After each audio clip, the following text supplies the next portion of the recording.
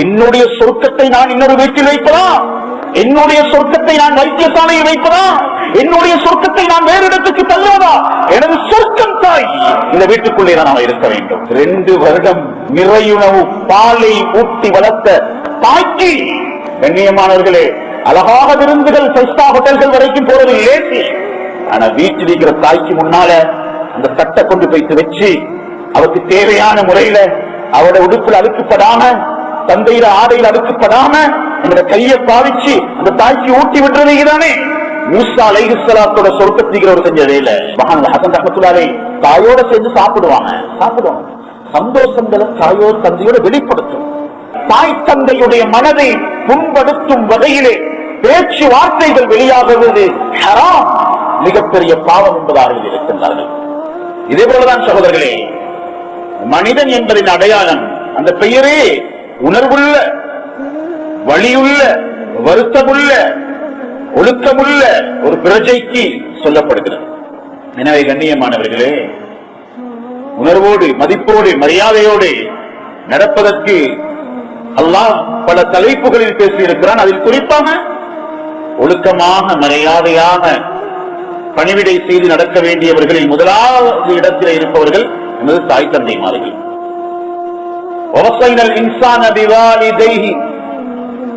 பெற்றோருடைய விடயத்தில் அல்லாஹ் நல்லதை உபதேசமாக எங்களுக்கு சொல்லியிருக்கிறான் என்று அவன் சொல்லும் பொழுது, முதலாவது ஏன் இந்த உலகத்தை எல்லாம் ஏன் அறிவியல் உலகம் ஏன் செய்யணும், ஏன் செய்யணும் என்ற கேள்விக்கு பதில் இருந்தா தான் செய்யலாம். அல்லாஹ்வுக்கு தெரியும். முதலாவது சகோதரர்களே, ஒரு தாய் தந்தையை பார்க்கிறேன், நான் அப்பாவுக்கு செலவழிக்கிறேன்றதை விட தாய் தந்தையுடைய விடயத்தில் அல்லாஹ் முதலாவது எதிர்பார்ப்பது, நாங்கள் எல்லோரும் எதிர்பார்க்கக்கூடிய அழகான ஒரு இடத்திலே அவர்களை வாழவை.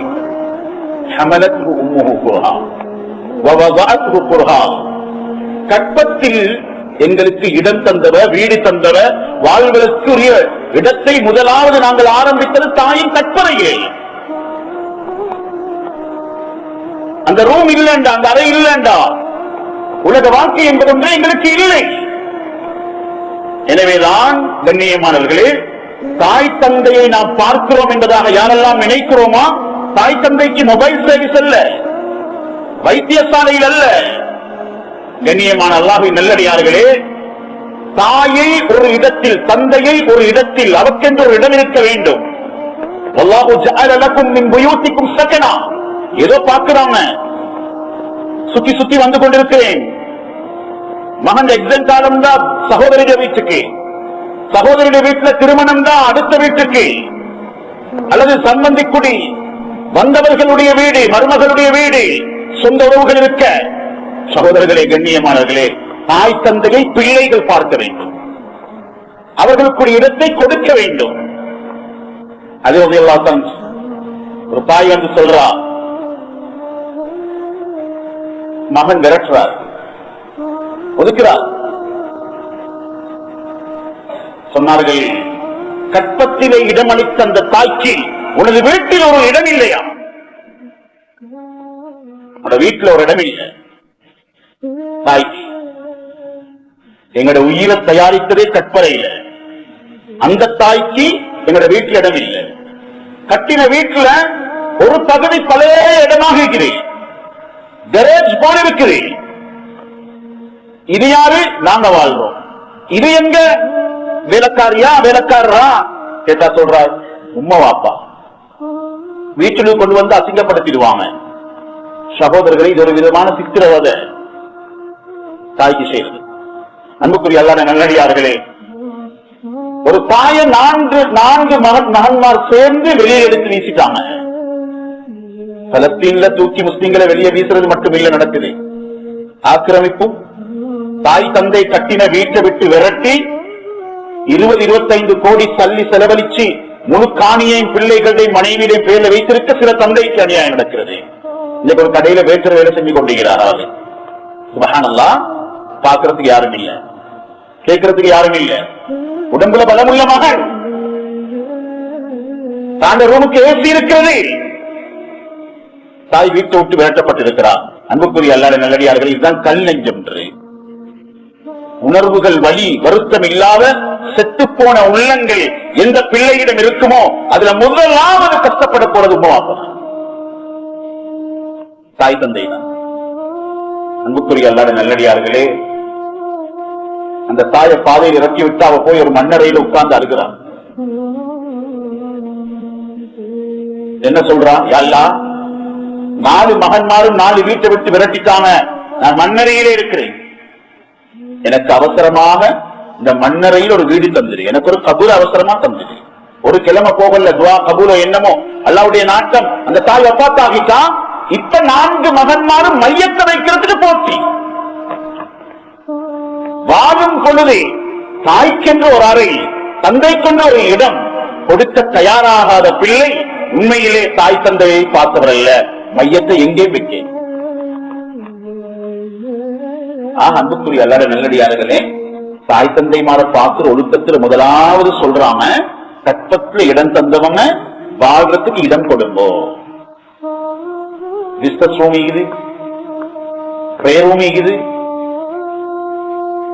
தாயின் தந்தை முன்னால அவங்களுக்கு பிரைவசி இல்ல. அன்புக்குரியவர்களே, அல்லாத நல்லடியார்களே, உள்ள படிக்கிறதுக்கு ரூம், தூங்குறதுக்கு ரூம், எல்லா வசதியோடையும் செய்யறவங்க என்ற தாய் ஒரு இடம் கொடுக்கிறதை இஸ்லாம் குர்ஆனின் மூலமாக எங்களுக்கு உணர்த்துகிறது. கண்ணியமான அல்லாத நல்லடியார்கள், தாயுடைய ஒழுக்கத்துல முதலாவது எழுதுவாங்க, தாயை பார்க்கிறேன்னு சொல்றவங்களுக்கு, தந்தையை பார்க்கிறவங்க சொல்றவங்களுக்கு. அன்புக்குரிய அல்லாத நல்லடியார்களே, அருமை சகோதரர்களை, இன்றைக்கு அப்படியே கலாச்சாரம் மாறி முதியோர் இல்லங்கள் இல்லம் தாய் வாழட்டும். ஒரு அரபு அமைச்சர், நல்ல பலமுள்ளவர், தாய் அத்தனை உறுப்புகளையும் இழந்து மரணப்படுக்கையில் இருப்பது போன்று இருக்கும் நிலையில் எந்த உணர்வுமே இல்லாத சந்தர்ப்பத்தில் எத்தனையோ விதமான வைத்தியசாலைகள் தன் கைவசம் இருக்க, தாய்க்கென்று ஒரு வைத்திய அறை, ஒரு கிளினிக் போல, ஒரு லெப்பன் போல ஒரு வீட்டுக்குள்ள ஒரு அறையை தயாரித்து அவர் கவனிக்கிறார். அவர் கேட்கின்றார், நீங்கள் ஏன் இவ்வளவு சிரமப்பட வேண்டும்? சுப்ஹானல்லாஹ். அவர் சொன்னார், கண்ணியமானவர்களே, தாய்மார் இருக்கக்குள்ளே புடிகிறவங்க இல்லாட்டி விரட்டுறவங்க நல்லா யோசிக்கணும். ஏண்டும்மா, ஏண்டவாப்பா, பாப்பட கையில பலமும் இருக்குது, கால் கையில ஓடலாம், முன்னசுரி எங்கட பிள்ளைய கூட்டிக்கொண்டு போகலாம். இப்ப உம்மா வேடச்சாரி போல, உம்மா கட்டில்ல, இப்ப எல்டர்ஸ் ஹோம் தேடுறோம். மாஷா அல்லாஹ், இந்த நாட்டுல முதியோர் இல்லங்கள் முஸ்லிம்கள் பேர்ல பதிவு இல்ல, ஒன்றே ஒன்றுதான் இருக்குது. ஆனா 70-80 ஏக்கர் சொந்தக்கார பிள்ளைகள் தாய் தந்தையில சொத்து எடுத்துக்கொண்டு, சகோதரர்களே, கலிமா சத்தம் இல்லாத முதியோர் இல்லங்களில் வைத்திருக்கிறார்கள். அங்க வச்சு நீங்க நினைச்சுக்கூடாது, சிறைச்சாலை அல்ல, மிருகச்சாலை போல, மிருகக்காட்சி சாலை போலதான் சகோதரர்களே அந்த அப்பா வந்து கொண்டு போய் வைக்கிறாங்க. சிரிப்பிக்காது, பிள்ளையோட சத்தமிக்காது. கபத்துல்லா பாக்குற மாதிரி உங்களோட முகத்தை பாக்குறது, கபத்துல்லாவை பார்த்தா எங்களுக்கு என்ன சந்தோஷம் வருமோ அந்த சந்தோஷம் பிள்ளையை தாய் தந்தைக்கு பார்க்கும் பொழுது வருகிறது. அதை கொடுத்து இடம் கொண்டுதான் இஸ்லாம் சொல்லுது. அங்க உண்மை தெரியப்படாது, அங்க இறக்கம் தெரியப்படாது. கண்ணியமானவர்களே, அவர் சொன்னார், உங்களுக்கு பெரிய ஒரு வைத்தியசாலையில் தாயை வைக்க முடியுமே. அது கேட்ட கேள்வி என்ன தெரியுமா? என்னுடைய சொர்க்கத்தை நான் இன்னொரு வீட்டில் வைப்பதா? என்னுடைய சொர்க்கத்தை நான் வைத்தியசாலையில் வைப்பதா? என்னுடைய சொர்க்கத்தை நான் வேறு இடத்துக்கு தள்ளுவதா? எனது சொர்க்கம் தாய், இந்த வீட்டுக்குள்ளே தான் நான் இருக்க வேண்டும். தாயிடம் சொல்லிவிட்டுத்தான் அவர் சொல்லுவார், பிரயாணம் செய்கிறேன், போய் வாரம் மாண்டு வரும். எங்களை நாங்க விளங்கக்கொள்ள, நாங்க பேசுவது என்ன விளங்கக்கொள்ள எங்களை தாய் தந்தைமார் கொஞ்சிக் கொண்டிருந்தாங்க. 3 வயதுக்கு முன்னால் எடுத்து பாருங்க, யாருக்கு வயசு ஞாபகம் வைக்கின்ற உமா பேசின சொல்ல ஞாபகம் வைக்குதா? எந்த லேபர் ரூம் ஞாபகம் வைக்குதா? ஞாபகம் இல்லாத நாட்களில் கண்ணியமானவர்களே, எங்களுக்காக வேண்டி ஏங்கிய நெஞ்சங்கள், எங்களுடைய அழுகைக்காக வேண்டி வெடித்தவர்கள், வீட்டுல சத்தம் டிஸ்டர்ப் மகனுக்கு. சுப்ஹானல்லாஹ், சுப்ஹானல்லாஹ், அல்லாஹு அக்பர். கண்ணியமான நல்லடியார்களே, அவர் போய் சொல்லுவார், தாயே நான் பேச்சு வாரேன். தாய்க்கு எந்த உணர்வும் இல்லை, ஏன் சொல்ல வேண்டும்? சொன்னாரே, தாய் பார்த்து கொண்டு இல்ல, தாய் கேட்டுக் கொண்டில்ல, ஆனா தாயை பார்க்க சொந்த அல்லாஹ் என்ன பார்த்து கொண்டிருக்கிறான். அதனால தாய்க்கு உணர்வுகள் இல்லாட்டியும் என்னுடைய தாய் தான். அந்த தாயுடைய பாதத்துக்கு கீழதான் என்னுடைய சுருக்கத்தின் வெற்றி அல்லாஹ் வைத்திருக்கிறான். எத்தனை சிசிடிவி பார்க்கிறோம் இன்னைக்கு. சுப்ஹானல்லாஹ். படிச்சவங்க, தெரிஞ்சவங்க, நவீன யுகத்தில் வாழ்றவங்க, அன்புக்குரியவர்களே, நிம்மதியாக தாய் உறங்க வை, கற்பத்திலே உறங்க வைச்சா சுப்ஹானல்லாஹ், நுரையீரலையும் ஈரலையும் 2 தலையணை மாறி பாவிக்க வச்சா. ஹதீஸுல் குதுஸில வருகிறது, ஃபத்திஹால் ஃபல் கபீர், ஒரே பக்கம் தலையை வைத்தால் கற்பத்திலே தலை ஒரு பக்கம் திரண்டு விடும், வலித்துக் கொள்ளும். எனவே 2 தலையணை போன்று தாயின் ஈரலையும் நுரையீரலையும் பாவித்த மனிதனே நன்றியோடு வாழ். வழிவாழ்ந்தே யாருக்கு முடியல அப்படின்னா, கஷ்டத்துக்கு மேல கஷ்டப்பட்டவங்க அல்லாஹ் பத்தி அங்க ஒன்றும் அல்லாஹ் பேசல. அல்லாஹ் சொல்றான், பாருங்க பாருங்க, கேளுங்க, பேசுங்க. அடுத்தது அல்லாஹ் சொல்றான், தாயில வீடு கொடுத்தா என்ன செய்வா? சகோதரர்களே, சுப்ஹானல்லாஹ், ஒரு துளி பாலுக்கு அந்த எஜுகேஷன் ஒரு பிள்ளைகளை கூட்டிட்டு போயிட்டா விளங்கப்படுத்துறாங்க. மாடு ஒரு துளி பால் தருவதற்கு அதோடைய எத்தனையோ லிட்டர் ரத்தத்தை உறிஞ்சுகிறதாம். குடிச்ச பாலும் அப்படித்தான். அதான் சொல்றான், 2 வருடம் நிறையுணவு பாலை ஊட்டி வளர்த்த தாய்க்கு உணவளிப்பதற்கு யாராவது கஷ்டப்படுவீர்களே. ஆனால் அபூஜஹில் அல்லாஹ் குர்ஆன் அவ்வளவு சபிச்சது, வீட்டுக்கு முன் வந்தால குர்பானி கொடுக்கிறது லேசி, உதுகியா கொடுத்தாரு. அபூஜஹில் கிழமைக்கு 2 குர்பான் இருக்குது ஒட்டகத்துல. ஆனா ஏழைக்கு இடம் இல்லை, ஏழாதவங்களுக்கு இடம் இல்லை. சகோதரர்களே, கண்ணியமானவர்களே, அழகாக விருந்துகள் 5 ஹோட்டல்கள் வரைக்கும் போறது லேசி. ஆனா வீட்டில் இருக்கிற தாய்க்கு முன்னால அந்த தட்டை கொண்டு போய் வச்சு அவருக்கு தேவையான முறையில அவருடைய உடுப்புல அழுக்கப்படாம, தந்தையிட ஆடையில் அழுக்கப்படாம என்ற கையை பாவிச்சு அந்த தாய்க்கு ஊட்டி விடுறதுதானே மூசா அலைஹிஸ்ஸலாத்தோட சொர்க்கத்துக்கு ஒரு கொஞ்சம் வேலை. சாப்பாடு வாங்கி போட்டீங்க, சமைச்சுக்கோங்க, பார்த்துக்கோங்க, சாப்பிட்டுக்கோங்க. கண்ணியமானவர்களே, ஒழுக்கம். விருந்தாளி எப்படி மதிப்போம்? விருந்தாளிக்கு எப்படி கொடுப்போம் சாப்பாடு? அன்புக்குரிய அல்லாஹ்வின் நல்லடியார்களே, அருமை சகோதரர்களே, தாய் தந்தையை பசிக்க வைக்கிறார், காக்க வைக்கிறாரே. ஸல்லல்லாஹு அலைஹி வஸல்லம் ஒரு சஹாபி வந்து சொல்றாங்க, வாப்பாவால சரியான கஷ்டம் வீட்டிய, எதை வச்சாலும் எடுத்துக்கொண்டு போவாரு. தந்தைய கூப்பிட்டாங்க, வாங்க அவங்க, என்ன செய்றீங்க நீங்க கேட்கிறது, ஏன் மகன் சொத்துல கை வைக்கிறேன்னு கேட்கறதுக்கு தான் ஸல்லல்லாஹு அலைஹி வஸல்லம் கூப்பிட்டாங்க. கண்ணியமான சகோதரர்களே, அந்த தந்தை வரும் பொழுது அவருக்கு புரிந்துவிட்டது, மகன் என்னை திருடனாக நிறுத்திவிட்டான் நபிக்கு முன்னால். ஸல்லல்லாஹு அலைஹி வஸல்லம் அந்த வேதனையோடு வருகின்றார். மனதிலே கவிதை வரிகள் உதயமாகிறது. இப்படி பார்த்த பிள்ளையா என்ன நபி ஸல்லல்லாஹு அலைஹி வஸல்லம் முன்னால திருடனாக நிறுத்திருக்கிறது. ஜிப்ரீல் அலைஹிஸ்ஸலாம் சொன்னாங்க, நீங்க தந்தைக்கு சட்டம் முன்னால, சட்டம் சொன்ன முன்னால அந்த தந்தையின் மனதிலே வலிந்து கொண்டிருக்கும், வலித்துக் கொண்டிருக்கும் அந்த கவிதை வரிகளை சொல்லுங்கள். யார சொல்லலாம், ஒரு பெரும் கவிதை வரிகளை கொட்டி விடுகின்றார் அந்த இடத்திலே. மகனே, நபிக்கு முன்னால் நான் திருடனா என்று நான் உனக்கு உணவூட்ட கடன்பட்டிருக்கிறேன், கூலி வேலை செய்திருக்கிறேன், மழை வெயில் பார்க்காமல் கஷ்டப்பட்டிருக்கிறேன், நீ உண்ணவில்லை என்றால் எங்களுக்கு உறக்கம் இல்லை. இப்படியெல்லாம் கஷ்டப்பட்டு வளர்த்த உனக்கு எனக்கு உடம்புல பலமில்லாம போற பொழுது கொஞ்சம் சாப்பிட்டதுக்கு தயாராக சொல்லே, இந்த சாப்பாட்டு ஒரு ரொட்டி துண்டு எடுத்து நீ என்ன திருடன் நபி ஸல்லல்லாஹு அலைஹி வஸல்லம் முன்னால காட்டுறாயா, எனக்கு தார பரிசா மகனே இதுன்னு கேட்கிறாங்க. ஸல்லல்லாஹு அலைஹி வஸல்லம் அழுது கொண்டே சொன்னாங்க, அந்த வமாலுக்கலி அபிக, மகனே தந்தையை முறைப்பாடு செய்ய வந்திருக்கிறாயா, இதோ பார் மகனே, நீ சம்பாதித்த முழுதிலும் தந்தைக்கு உரிமை இருக்கிறது, அவர் வேண்டியதை எடுக்கலாம். ஒட்டி துண்டு மட்டுமல்ல, தண்ணி மட்டுமல்ல, மேல வீட்டுல குடும்பம், மகன் மேல போயிட்டாரு, தந்தை கீழிடத்தில் இருக்கிறாங்க, மனைவி மௌத்து, உம்மா மௌத்து, தந்தை அழுகிறார். ஒரு நேர சாப்பாடு கடையில வாங்கி சாப்பிடுறேனே தவிர எந்த பிள்ளைக்கு சமைச்சு கொடுத்தேனோ அந்த பிள்ளைக்கு இருந்த ஒரு பிளேட் சாப்பாடு வருகிறது இல்ல. நீங்க நினைக்கிறா இது நல்லா இருந்து இந்த நெருப்ப தாய் தந்தையிடம் மனதுல கட்டி வச்சுட்டு சொர்க்கம் தான பாக்குறோமா, உலகத்துல சந்தோஷத்தை பாக்குறோமா?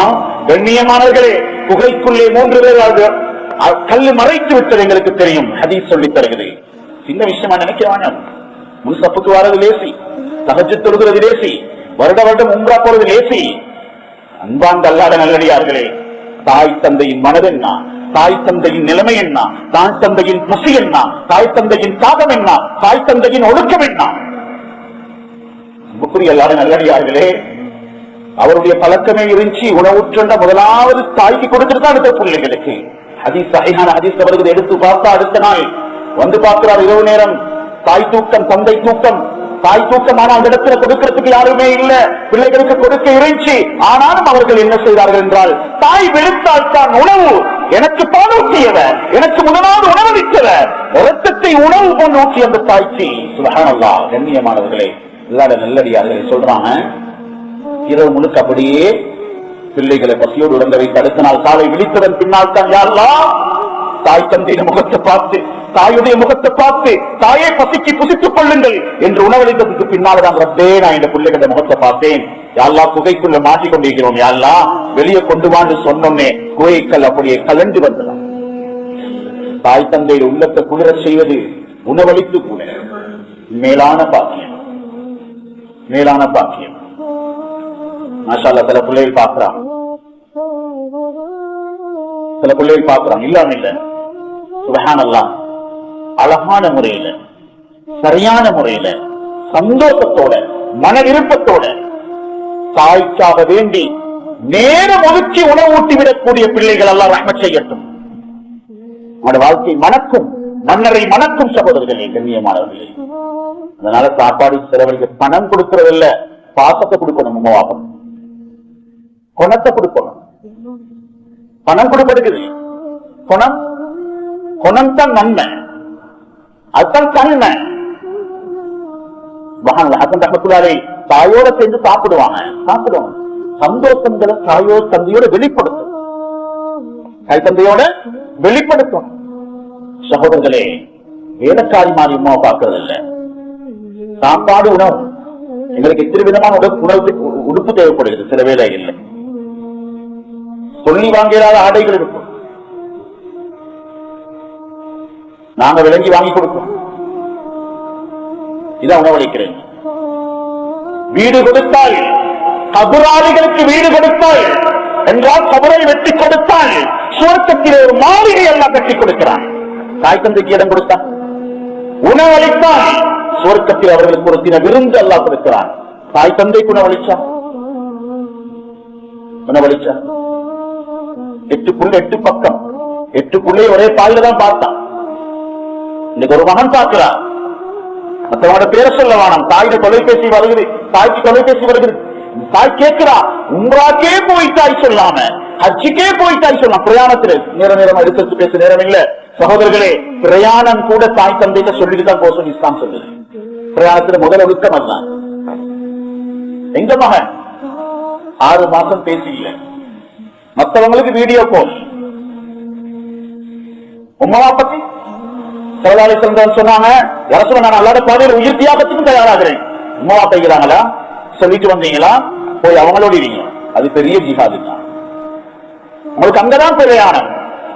சகோதரர்களே, கண்ணியமான அல்லாத நல்லடியார்களே, எங்கட பிரயாணத்தில் முதல் அம்சம் தாயும் தந்தையும். சில பிள்ளைகள் மாஷா அல்லாஹ் போய் சொல்லுவாங்க, போய் சொல்லுவாங்க.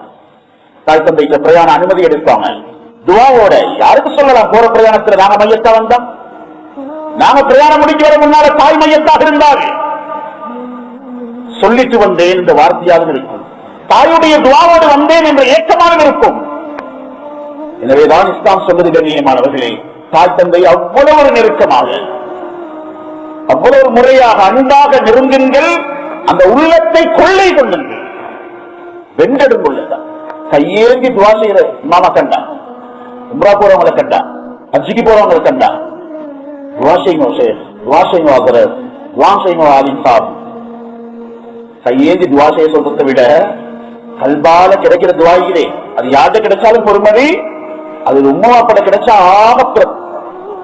ஆக சிறப்பான ஒவ்வொரு கவனிப்புள்ளையும்.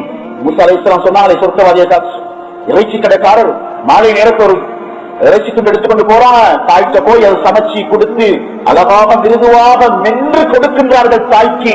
நாவால் தாயின் நாவிலை வைக்கும் காட்சியை பார்க்க, அந்த தாயை சுத்தம் செய்யும் காட்சியை பார்க்க சுப்ஹானல்லாஹ், தாய் ஏதோ சொல்லும் வார்த்தைகளை கேட்கின்றார்கள். மூசா அலைஹிஸ்ஸலாம் கேட்டாங்க, இது யாரு? உங்களோட தாய்.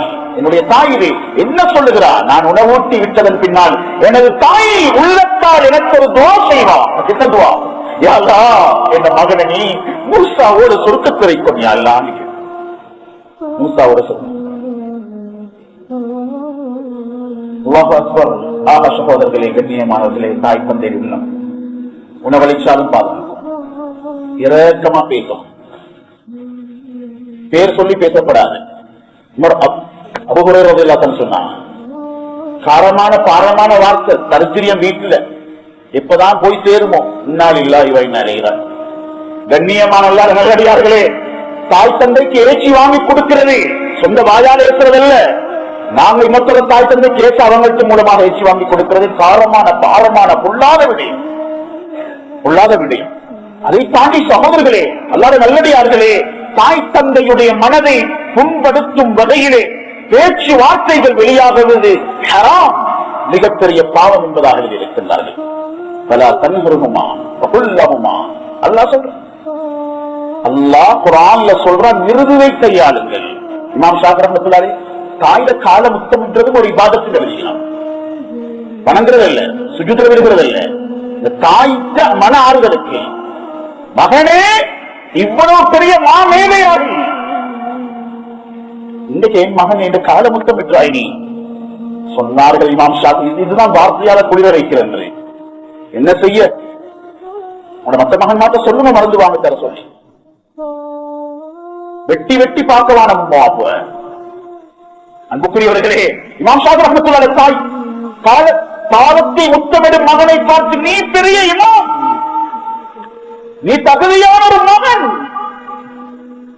சொன்ன வேளையிலே இமாம் ஷாஃபி ரஹ்மத்துல்லாஹி சொன்னாங்க, தாயே நான் உங்களோட கால முத்தமிடல்ல, உங்களோட பாதத்தை முத்தமிடல்லம்மா, என்ற சொர்க்கத்தின் வாசலை முத்தமிடுகிறேன்.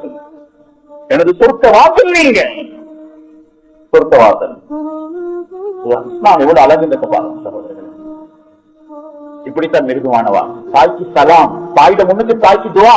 தாயே நான் அவளோட இரக்கம், ஒரு அமல், ஒரு மூமினை பார்த்து நான் உஹிப்புக ஃபில்லாஹ், ஐ லவ் யூ வார்த்தை இங்க யூஸ் பண்றோம். அரபியில சரியான இடத்தில் சொல்லி தந்து